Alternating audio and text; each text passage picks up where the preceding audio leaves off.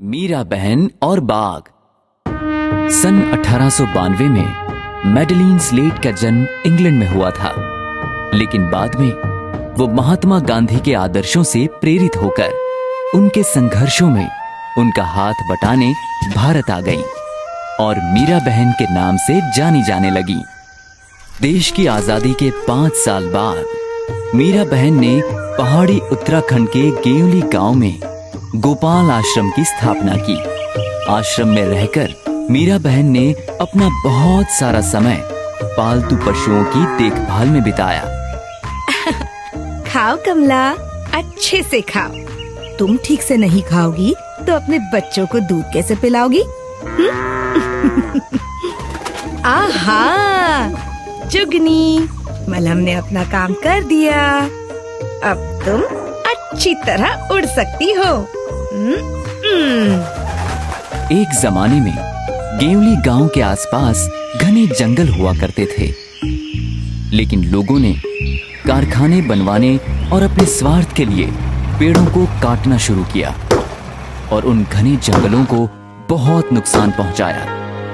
पर्यावरण के संतुलन को बनाए रखने वाले बहुत से अभियानों में मीरा बहन ने बढ़ चढ़कर हिस्सा लिया, लेकिन फिर भी जंगलों का नुकसान बरकरार रहा।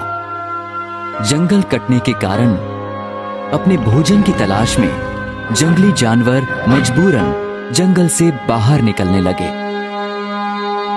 इसी वजह से मीरा बहन के गोपाल आश्रम वाले गेवली गांव में अक्सर बाघ का डर बना रहता था। एक रात तो एक बाघ ने गांव में घुसकर एक गाय को मार डाला। सुबह होते ही ये खबर पूरे गांव में फैल गई।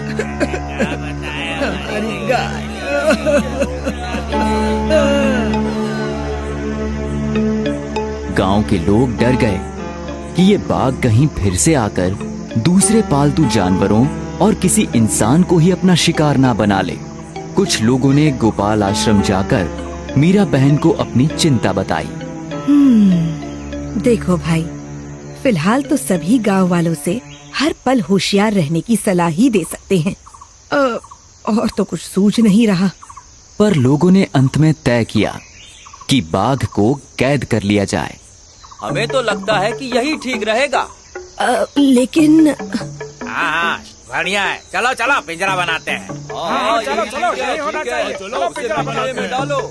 बाघ को कैद करने के लिए उन्होंने एक पिंजरा बनाया। पिंजरे के अंदर एक बकरी बांधी।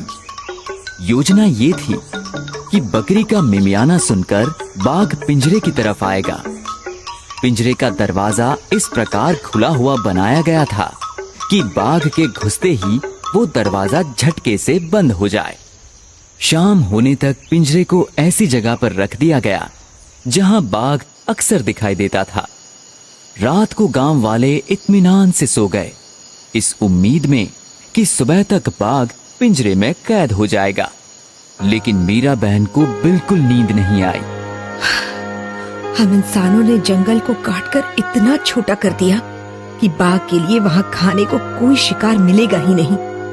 वो बाहर गांव नहीं आएगा तो कहाँ जाएगा? लेकिन आज वो आएगा तो पिंजरे में कैद हो जाएगा, बेचारा। रात बीती। सुबह की रोशनी होते ही लोग पिंजरा देखने निकल पड़े। पिंजरे का दरवाजा तो बंद है। हाँ, ये तो बंद है। लेकिन पिंजरे के पास पहुँचे तो क्या देखते हैं? और ये कैसे मुमकिन है? अरे, पिंजरे में तो बाघ नहीं है।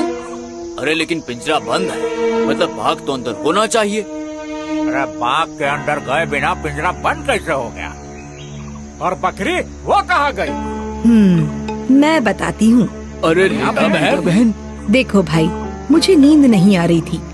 मैं सोचती रही कि आखिर बाघ को धोखा देकर हम क्यों फंसाएं और इस बकरी को भी बेवजह बलि पर क्यों चढ़ाएं। इसीलिए हम आश्रम वालों ने यहाँ आकर बकरी को छुड़ाया और पिंजरे का दरवाजा बंद कर दिया। मीरा बहन की बात सुनकर गांव वाले चौंके तो जरूर, लेकिन बहुत जल्द उन्होंने मीरा बहन के इस फैसले को खूब सराहा। आखिर मीरा बहन की तरह जानवरों, जंगलों और पर्यावरण की रक्षा करना उनका अपना भी तो कर्तव्य था।